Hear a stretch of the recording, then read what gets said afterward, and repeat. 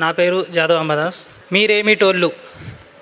చిన్నప్పుడు 4 కిలోమీటర్లు నడిచే కచ్చి రోడ్డు బాట, రానుపోను రోడ్డుకు మధ్యలో నిండుగా పారే వాగు ఆమె చదువుకు ఆనకట్టలుగా మారలేదు. ఇంటి నుంచి దూరంగా హాస్టల్లో చదువుతున్నప్పుడు హాస్టల్ భోజనం, ఇంటి అప్పులు తన చదువుకు అడ్డుగోడలుగా మారలేదు. డిగ్రీ చదువుతానంటే మంచి సంబంధం వచ్చిందని పెళ్లి చేసేయాలనుకున్న తల్లిదండ్రుల ప్రయత్నాల గోడలు తన కన్నీళ్ళ ఆటుపోట్ల ముందు తన చదువుకు అడ్డంకిగా మారలేదు. చిన్నప్పటి నుంచి ఇంటి నుంచో హాస్టల్లో ఉంటూ చదువుకున్న ఆమెకు తొలిసారిగా సిటీలో కిరాయికొక రూము కావాలి.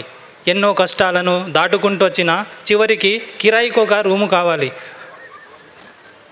తను తన తమ్ముడిని వెంటేసుకొని దినమంతా టూలెట్ బోర్డు కోసం వెతుకుతుంటే దొరికిన టూలెట్ బోర్డు మీద కనిపించని అక్షరాల్లో ఎస్టీ వాళ్ళకివ్వం అనే అక్షరాలు. ఆ అక్షరాలు కనిపించలేదు కదా.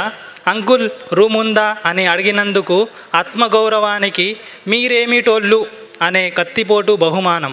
పోటును పసిగట్టిన అతను ఓ అబద్ధం చెప్పి తన కులాన్ని దాచకుండా మేము ఎస్టీలం అంకుల్ అని సగర్వంగా నిజాన్ని చెప్పింది.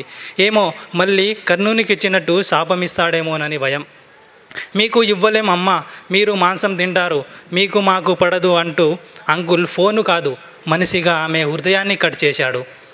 డాక్టర్ అయిన ఆమె చికిత్స హాస్పిటల్కు వచ్చే రోగులకే కాదు సమాజానికి కూడా అవసరమని అనుకుంటూ తను మళ్ళీ ఇంకో గాయం కోసం సిద్ధమైంది. Thank you. ఇప్పుడు